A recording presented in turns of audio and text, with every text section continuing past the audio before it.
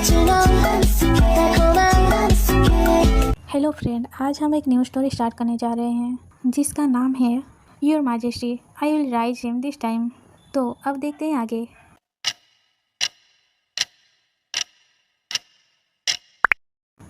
कहानी के स्टार्टिंग में हम देखते हैं हमारी फीमेल लीड को जो नीचे एक दीवार के पास बैठी थी और वहाँ का माहौल बहुत ज़्यादा ख़राब लग रहा था।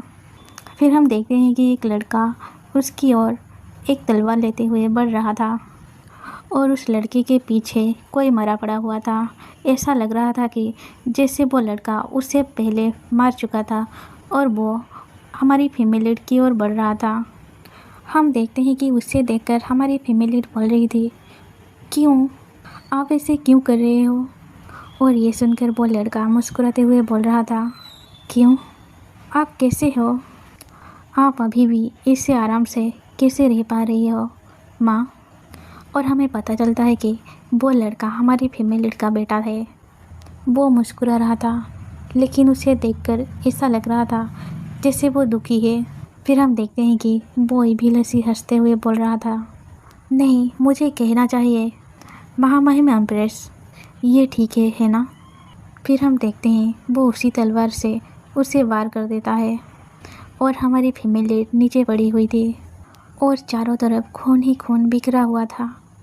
और तभी हम देखते हैं हमारी फीमेल लीड की आत्मा उसके शरीर से बाहर निकल रही थी और अपने बेटे को देखकर बोल रही थी, मैं 15 साल तक एक दरवाजे से अलग रही, आपने अकेले ही कितना दर्द सहा है।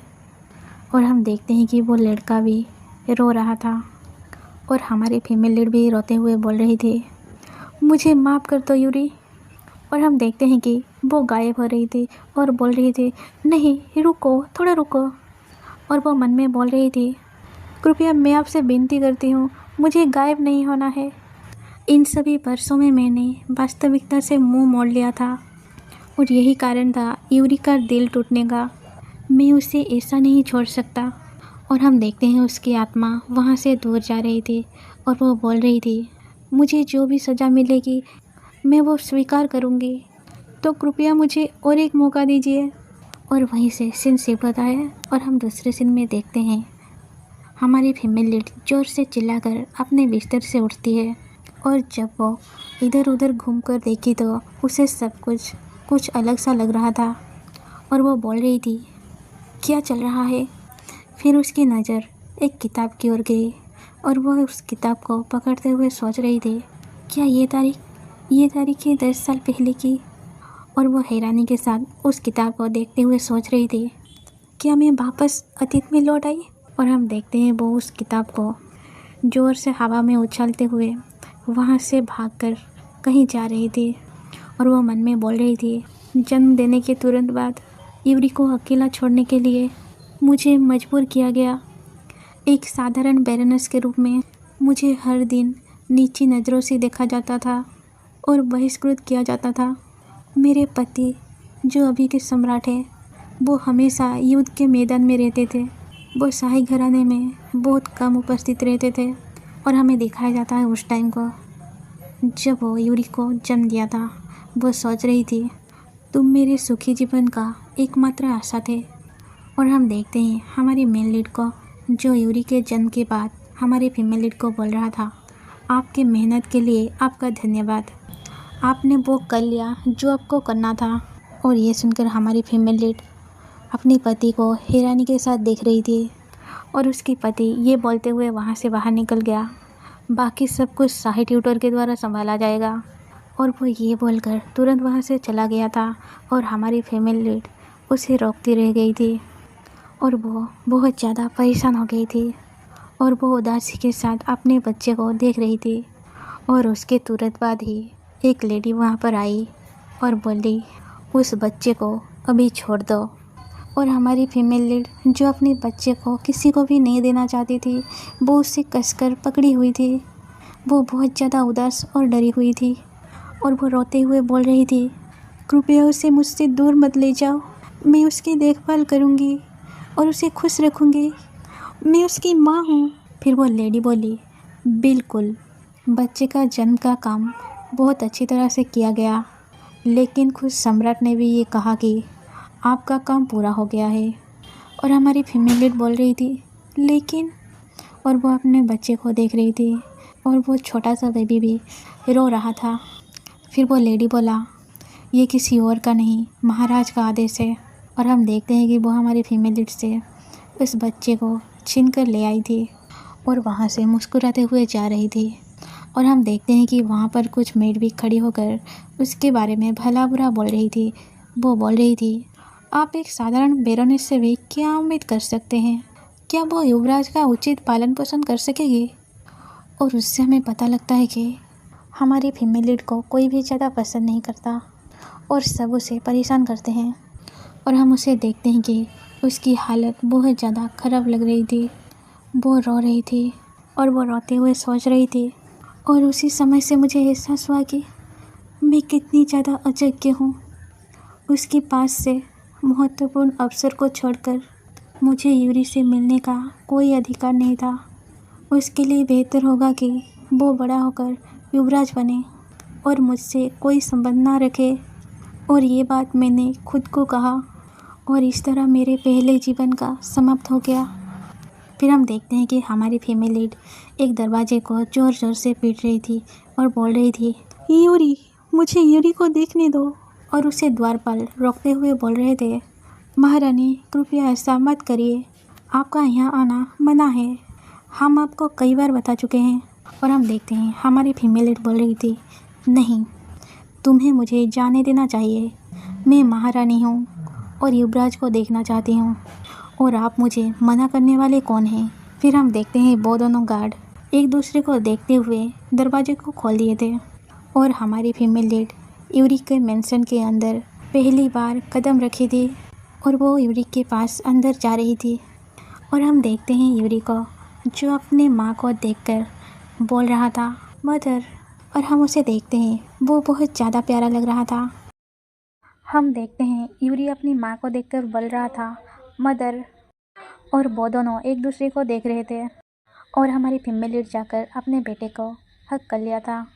और हम देखते हैं यूरी अचानक अपनी माँ को देखकर थोड़ा हैरान हो गया था और वो अभी भी शौक में था। और वो अपनी माँ को पूछ रहा था, ये क्या हो रहा है, ये इतनी अचानक क्यों? और हमारी फीमेल लीड थोड़ा भावुक होते हुए बोली, कुछ नहीं, मैं बस तुम्हें देखना चाहती थी, बस यही कारण है। और वो पिछली बातों को याद करते हुए सोच रही थी, मेरे पिछले जीवन में मेरे जैसे स्तर की व्यक्ति को आपके साथ जुड़ना शाही परिवार का अपमान था। यही बात सबने कहा। शायद मेरे मन के कुछ हिस्से ने भी ये सही मान लिया था। शायद इसलिए मैं आपसे अलग रहना स्वीकार किया। लेकिन अब मैं इसे देख रही हूँ। अब मुझे पता चल रहा है कि मैंने बहुत बड़ी गलती की थी। मैं फिर कभी नहीं भागूंगी। मेरे अनमोल यूरी, इस बार कोई कुछ भी कहे, मैं तुम्हें खुश रखूंगी। फिर हम देखते हैं यूरी अपनी माँ से खुद को छुड़ाते हुए बोला, माँ। और हमारी फीमेल लीड यूरी से माफ़ी मांगते हुए बोली, मुझे माफ़ करना, ये तुम्हारे लिए बहुत कठिन रहा होगा ना? और यूरी थोड़ा मुस्कुराते हुए बोला, नहीं नहीं। फिर हम देखते हैं यूरी बहुत ज़्यादा भावुक हो गया था और वो बोल रहा था, माँ, क्या मैं जान सकती हूँ क्यों आपने कभी भी मेरे किसी पत्र का जवाब नहीं दिया?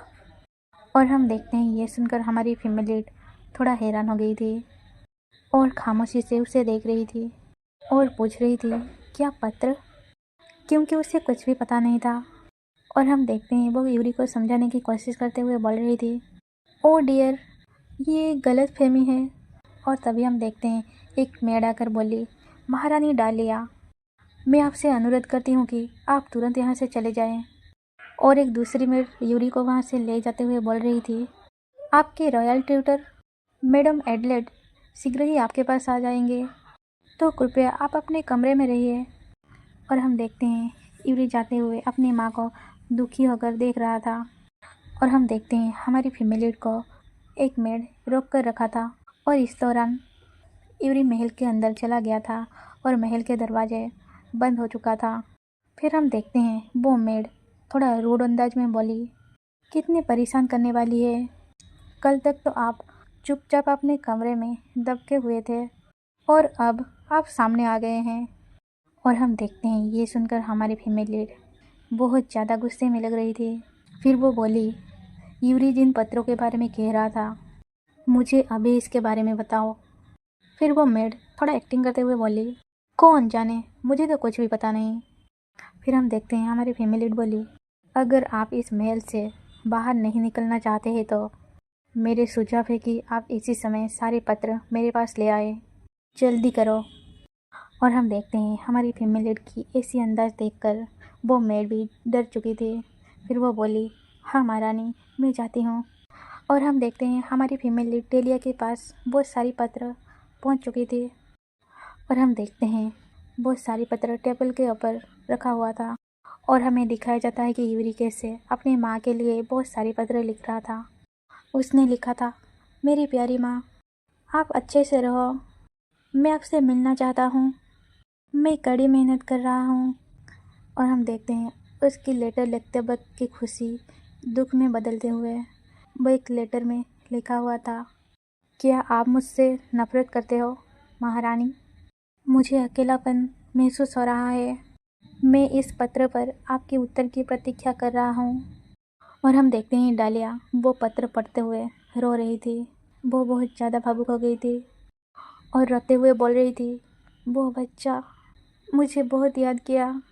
और वो अपने और अपने बेटे के बीच उस दीवार के बारे में सोच रही थी। और हम देखते हैं उसे रोते हुए वो दो मेड भी देख रहे थे और उनमें से वो ओल्ड मेड बोल रही थी, मैं इस गंभीर पाप के लिए माफ़ी चाहती हूँ महारानी। और ये सुनकर डालिया बोली, आपको पत्र छुपाने की आदेश किसने दिया था? और ये सुनकर वो मेड बोलते हुए डर रही थी। फिर डालिया बोली, मेरा मतलब ये है कि जब मुझे पता चल जाएगा कि ये किसने किया तो तुम्हें सज़ा मिलेगी। और हम देखते हैं ये सुनकर वो दो मेड डर गए थे। और फिर डालिया ये बोलते हुए वहाँ से निकल गई कि ये सारे पत्र मेरे कमरे में ले आओ। और वो मेड डरते हुए बोली, हाँ महारानी। और डालिया वहाँ से जाते हुए सोच रही थी, अगर मैं यूरी के साथ रहना चाहती हूँ तो मुझे उस आदमी को मनाना होगा। और वो अपने हस्बैंड के बारे में सोच रही थी कि वो कैसे यूरी के जन्म के बाद कहा था, आपने वो कर लिया जो आपका काम था। और हम देखते हैं वो उसको याद करते हुए सोच रही थी, उसके बाद से हमने मुश्किल से ही बात की होगी। और हम देखते हैं अभी भी यूरी का पत्र उसके हाथ में था। और हम देखते हैं उसको देखकर लग रहा था वो सब कुछ ठीक करने का इरादा ले लिया था और वो अपने पति के कमरे में पहुंच चुका था। और उसको देखकर बटलर बोला, कृपया अंदर आ जाइए। और डालिया अंदर आते हुए अपने पति को देखकर मन में बोल रही थी, एल्बेरिन साम्राज्य के सम्राट वो मेरे पति है और यूरी के पिता जिनका नाम है क्लेवस अलेक्जेंडर एल्वेरिया। फिर हम देखते हैं डालिया बोलती है, बहुत समय हो गया है महाराज, मैं अल्बेरियन के सूर्य को अभिवादन करती हूँ।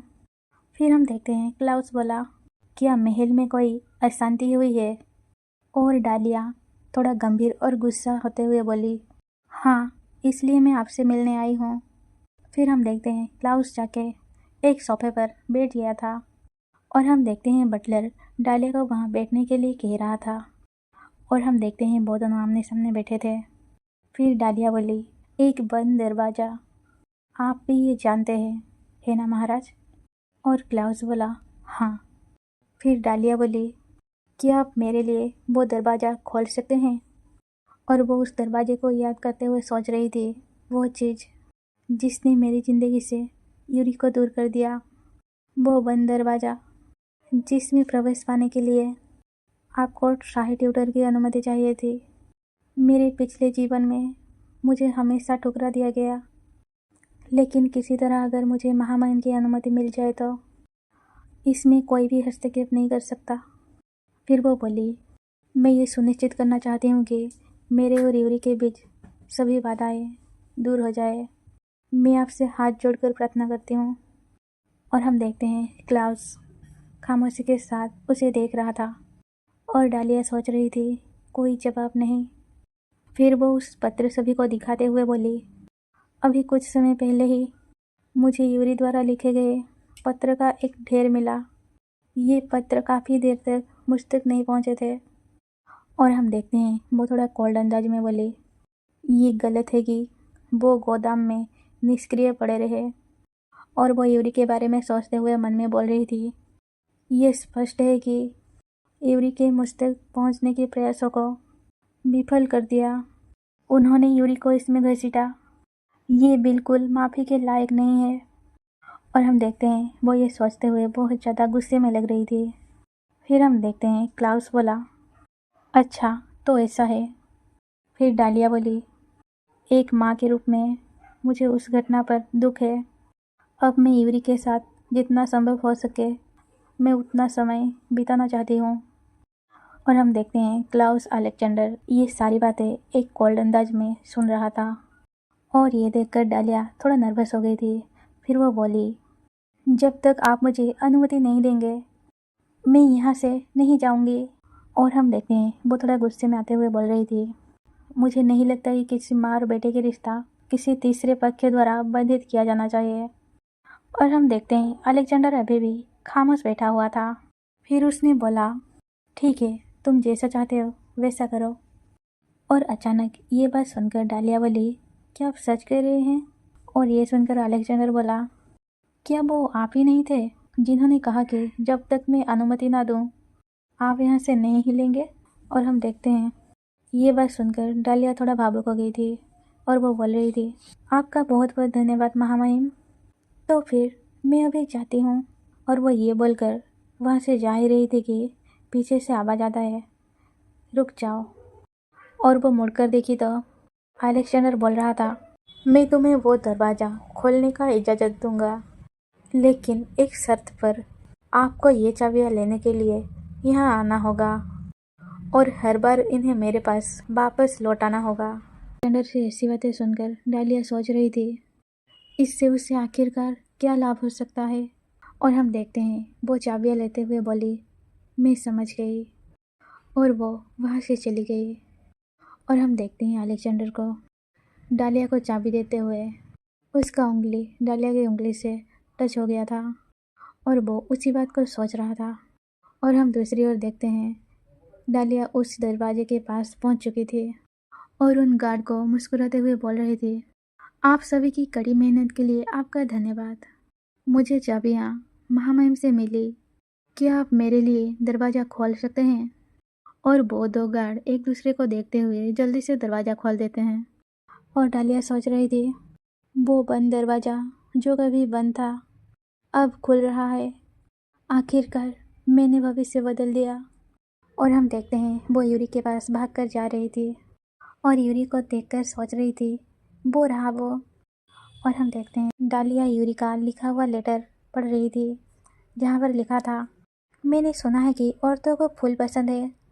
माँ, क्या तुम अगली बार मेरे साथ फूल तोड़ने के लिए चलोगी? मैं तुम्हारे जवाब का इंतज़ार कर रहा हूँ। फिर हम देखते हैं यूरी वहाँ बैठकर फूल देख रही थी और उसे पीछे से आवाज़ आता है, यूरी। और जब वो पीछे मुड़कर देखी तो उसकी माँ थी जो उसके पास आकर बैठ गई थी, जो देखकर यूरी थोड़ा परेशान लग रहा था। और हम देखते हैं डालिया उस लेटर को यूरी को दिखाते हुए बोल रही थी, मुझे बहुत दुख है कि मुझे यहाँ तक पहुँचने के लिए बहुत समय लग गया। मैं जानता हूँ कि ये उनमें से कुछ ही है। मैं आपके द्वारा लिखे गए सभी पत्र पढ़ूंगी और मैं उनका एक एक करके जवाब दूंगी। और हम देखते हैं यूरी को वो बहुत उदास लग रहा था। फिर डालिया बोली, लेकिन सबसे पहले इस पत्र में फूल के बारे में है, क्या ये यहाँ से है? आप चित्र बनाने में बहुत अच्छे हैं। और हम देखते हैं यूरी को जो अभी भी परेशान लग रहा था और वो उठकर खड़ा हुआ और वहाँ से भागकर जाते हुए बोला, मुझे माफ़ करना। और डालिया उसे देखते ही रह गई थी और पीछे से आवाज़ दे रही थी, यूरी। और वो ये देखकर काफ़ी उदास लग रही थी। और वहीं से सीन शिफ्ट होता है और हम दूसरी सीन में देखते हैं डालिया अपने कमरे में थी और वो पिछली बातों को याद करते हुए बोल रही थी, मैं कल यूरी को फिर से देखने के लिए इतनी उत्साहित थी कि मैं खुद से आगे निकल गई और आखिर में वो भ्रमित हो गया। और वो यूरी के लेटर को पकड़कर सोच रही थी, अगर मुझे जीवन में दूसरा मौका ना मिला होता मैं कभी भी इन सारे शब्द को नहीं जान पाती जो यूरी ने मेरे बारे में सोचते हुए लिखा था।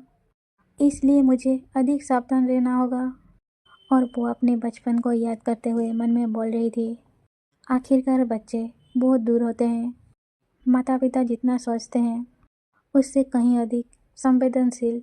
और वो उठकर खिड़की के पास खड़ी होकर सोच रही थी, नहीं, यहाँ सिर्फ चीज़ों के बारे में सोचने से कुछ नहीं होने वाला। मुझे ये समझना होगा कि वो वास्तव में कैसा महसूस करता है। और वो बोल रही थी, सबसे पहले मुझे यूरी के बारे में अधिक जानने से शुरुआत करनी होगी। और वहीं से सीन शिफ्ट होता है और हम दूसरे सीन में देखते हैं वो अलेक्जेंडर के दरवाजे के सामने खड़ी होकर सोच रही थी, हालांकि मैंने अपना मन बना ली है, लेकिन हर बार जब मैं यूरी को देखना चाहती हूँ तो मुझे महामहिम से मिलना होगा। और तभी हम देखते हैं पीछे से एक आवाज आता है, महामहिम यहाँ नहीं है, वो बेटरसिया क्षेत्र के निरीक्षण दौर पर गए हैं। और जब डालिया उसे देखी तो वो वही लेडी थी जो बचपन में यूरी को ले गई थी। फिर वो लेडी बोली, बेशक आप इसके बारे में पहले से ही जानते थे, है ना माय लेडी। और डालिया उसे देखकर मन में बोल रही थी, वो सम्राट की आंट है, वो वही व्यक्ति है जिसने यूरी को मुझसे दूर कर दिया। फिर डालिया बोली, मैं देखती हूँ, फिर मैं किसी और समय आऊँगी। और वो ये बोलकर जा ही रही थी कि वो लेडी पीछे से बोली, वैसे अगर ये सिर्फ दरवाज़ा खोलना है तो मैं ये आपके लिए कर सकती हूँ। और वो उसकी मुँह से ऐसी बातें सुनकर उसे सवालिया भरी नज़रों से देख रही थी और सोच रही थी, चाहे कुछ भी हुआ हो, उसने पहले कभी मुझे यूरी से मिलाने की कोशिश नहीं की। इस दुनिया में क्या बदल गया है। और हम देखते हैं वो लेडी एक लेटर लिखकर उसे देते हुए बोल रही थी, अच्छा ये परमिट द्वारपाल को दिखा देना और सीधे आगे बढ़ जाना। और हम देखते हैं डालिया उस लेटर को पकड़ते हुए बोल रही थी, आपका धन्यवाद। लेकिन वो लेडी उस पेपर को दूर फेंक देती है और उस पेपर को पैर पर रौंदते हुए बोली, युवराज की शिक्षा में हस्तक्षेप ना करें। और बोल रही थी, शाही परिवार में ये परंपरा है कि पिता की पक्ष की महिलाएं पीढ़ी दर पीढ़ी शिक्षा का दायित्व संभालती हैं। उस दिन महामहिम ने क्या कहा, आप ये बात भूले नहीं हैं, है ना। और वो वहाँ से जाते हुए बोल रही थी, इसलिए अपनी जगह जान जाइए। फिर हम देखते हैं वो जाने के बाद डालिया उस मोड़ा हुआ पेपर को उठा रही थी और सोच रही थी, लेडी एडेलेड इस महल में बहुत ज़्यादा पावरफुल है। यूरी को ध्यान में रखते हुए कभी उसका सीधा विरोध करना बुद्धिमानी नहीं होगा। ऐसी कई चीज़ें हैं जो मैं दूर से कर सकती हूँ। यूरी को समझाने के लिए मुझे सबसे पहले। और वहीं से सीन शिफ्ट होता है और हम दूसरे सीन में देखते हैं यूरी को जो अपना काम कर रहा था, तलवारबाजी करना, उसके बाद पढ़ाई करना, फिर खाना खाना। हम देखते हैं कि वो खाते वक्त कुछ चीज़ें उसके हाथ से गिर जाती है और एक मेढक आकर उसे तुरंत साफ कर दिया था। यूरी ने उसे बोला कि मुझे माफ़ कर दे, लेकिन उस मेढ ने उसे कोई जवाब नहीं दिया, जो देखकर यूरी बहुत ज़्यादा उदास हो गया था। और हम देखते हैं कि डालिया ने भी ये सारी चीज़ें देखा था और वो ये देखते हुए मन में बोल रही थी, एक दिन उसे देखने के बाद मुझे समझ में आया, यूरी अपना अधिकांश समय चुपचाप बिताता है और शायद ही कभी हंसता है। फिर हम यूरी को देखते हैं वो इधर उधर देखते हुए कुछ खाने का चीज़ अपनी जेब के अंदर भर रहा था और डालिया ये सब भी देख रही थी। फिर हम यूरी को देखते हैं जो चलते हुए कहीं जा रहा था और डालिया उसे देखकर सोच रही थी, अब कल भी यहाँ थे। फिर हम देखते हैं यूरी एक पपी के लिए वो फल लाया था और वो उस फल को उसे खिलाते हुए बहुत ज़्यादा खुश हो रहा था, जो डालिया भी पीछे छुप कर देख रही थी और सोच रही थी, तो यही चीज़ उसने पहले अपनी जेब में रखा था। और हम देखते हैं यूरी उस पपी के साथ खेल रहा था और उसे सहला रहा था और बोल रहा था, क्या ये स्वादिष्ट है, तुम्हें जल्दी करने की कोई ज़रूरत नहीं है, इसे धीरे धीरे खाना, ठीक है। और हम देखते हैं कि यूरी उस पपी के साथ खेलते हुए बहुत ज़्यादा खुश लग रहा था और डालिया उसे देखकर भावुक हो गई थी और सोच रही थी, ये पहली बार है जब मैंने उसे इस तरह हंसते हुए देखा है। तो यूरी का एक सीक्रेट फ्रेंड भी था और वो पपी को मिल्क देने के बारे में सोच रही थी और वो मिल्क लाने के लिए वहाँ से भागकर जा रही थी और सोच रही थी मुझे यकीन है कि अगर मैं उसे मिल्क दूँ तो शायद वो खुश हो जाएगा। और तभी हम देखते हैं उसे भागकर जाते हुए पीछे से कोई देख रहा था। फिर हम देखते हैं यूरी को। डालिया के जाते ही यूरी के पास वो लेडी आ गई थी और वो यूरी के पीछे खड़ी हुई थी, जो देखकर यूरी बहुत ज़्यादा डर गया था। और वो लेडी यूरी को मारने के लिए उसके सामने एक लकड़ी लेकर खड़ी हुई थी, जो देखकर यूरी डरते हुए बोल रहा था मुझे माफ़ कर दीजिए। फिर वो लेडी बोली उस पपी को ले जाओ। और ये सुनते ही एक मेड उस पपी को बेरहमी से उठाते हुए वहाँ से ले जा रही थी। और यूरी उस लेडी की पैर पकड़ते हुए बोल रहा था मैं आपसे विनती करता हूँ, कृपया उसे छोड़ दीजिए। और हम देखते हैं वो लेडी अपने पैर से जोर सा झटका देता है, जिस कारण यूरी वहाँ से दूर हो गया था। फिर वो लेडी बोली ये शर्मनाक है, सोचिए युवराज के रूप में आप एक गंदे कुत्ते के साथ खेलेंगे। आपको ऐसी व्यर्थ बातों पर एक सेकंड भी बर्बाद नहीं करना चाहिए।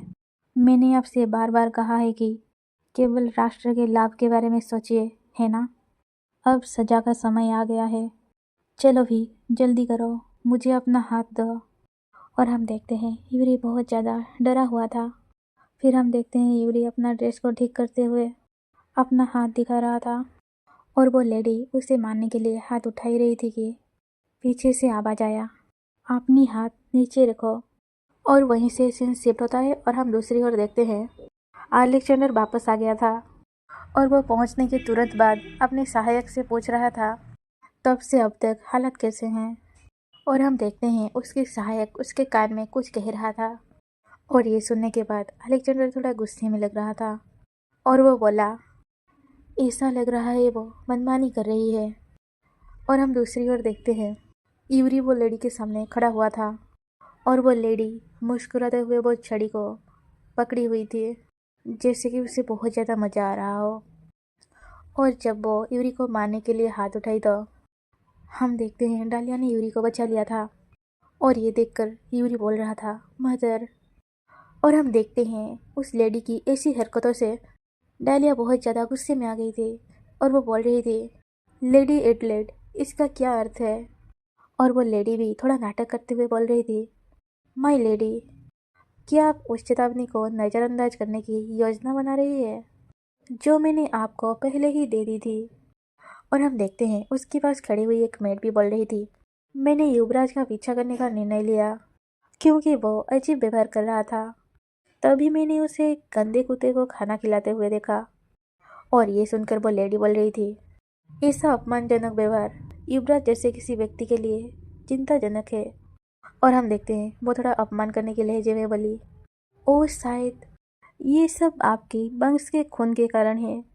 और हम देखते हैं ये सारी बातें डालिया खामोशी के साथ सुन रही थी। फिर वो बोली वो कुत्ता कहाँ है। और ये सुनकर वो लेडी हंसते हुए बोली वो गंदी चीज़ों से पहले ही निपटा जा चुका है। और वो यूरी को बोल रही थी कुत्ते के साथ खेलने से आपका केवल समय बर्बाद होता है, अब तक तो वो कुत्ता मर चुका होगा। और हम देखते हैं ये सुनने के बाद यूरी बहुत ज़्यादा गंभीर लग रहा था, जो सुनकर डालिया गुस्से में आते हुए बोली तुम कितनी क्रूर हो।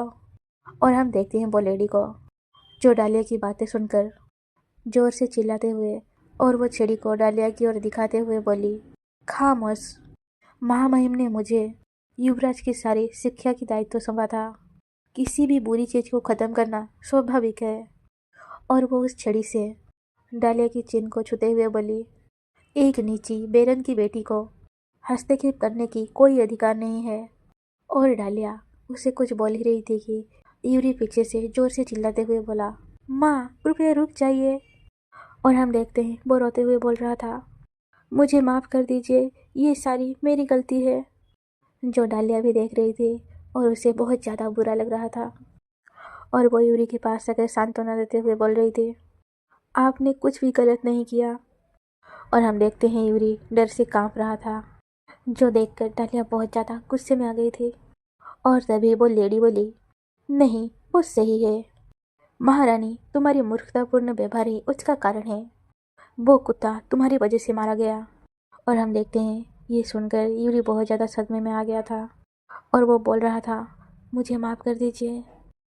और हम उस लेडी को देखते हैं, वो अभी भी बोल रही थी, हाँ कितनी दयनीय, एक कुत्ते के लिए आंसू बहाना।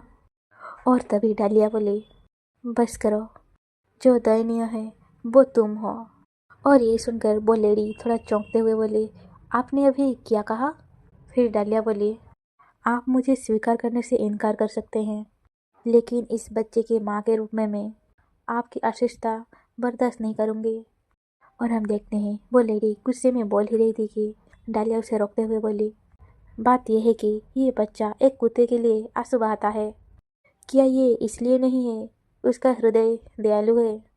शायद आप अपनी प्रतिष्ठा पर इतनी ज़्यादा ध्यान दे रहे हैं कि आप सही गलत और दिल के बारे में भूल गए हैं। और हम देखते हैं वो लेडी फिर से चिल्लाते हुए उसको बोल ही रही थी कि डालिया उसे फिर से चुप कराते हुए बोली, हाँ एक और बात, यूरी का पत्र जो किसी कारण से मेरे पास देर से पहुंचा और जिसने मुझसे पहले इसे पढ़ा था उसने उसे गोदाम में छुपाने का आदेश दिया। लेडी एडिलेड, ये सब तुम्हारा ही किया धरा था, है ना? और हम देखते हैं ये सुनकर यूरी उसकी माँ को देख रहा था। और हम देखते हैं उस लेडी को जो अभी भी बेशर्मों की तरह हंस रही थी। वो बोली, ओ अब आप किस बारे में बात कर रहे हैं? बिना किसी सबूत के किसी पर आरोप लगाना एक बेरेन की बेटी की ये कैसी विशेषता है? और हम देखते हैं वो ये सब बोल के हंस रही थी और उसकी साथ वाली मेड भी उसके साथ ही हंस रही थी। और तभी हम देखते हैं डालिया उसके पास आकर उसकी हाथ को जोर से पकड़ लिया था और बोली, ये वास्तव में अजीब है, मेरे पास आए सारे पत्र आपकी परफ्यूम जैसे ही तेज खुशबू थी। और हम देखते हैं वो लेडी डालिया का हाथ झटकते हुए बोली, मेरे जीवन में मेरे साथ कभी भी किसी ने भी इतना अनादरपूर्ण व्यवहार नहीं किया। मेरा भतीजा लॉर्ड केल्स सम्राट है। और वो हंसते हुए बोल रही थी, आपको क्या लगता है जब वो ये सुनेगा तो क्या होगा? और तभी हम देखते हैं पीछे से कोई बोला, क्या किसी ने मेरा नाम पुकारा? और वहाँ पर अलेक्जेंडर था। तो आज के लिए इतना ही, फिर मिलते हैं अगले पार्ट में।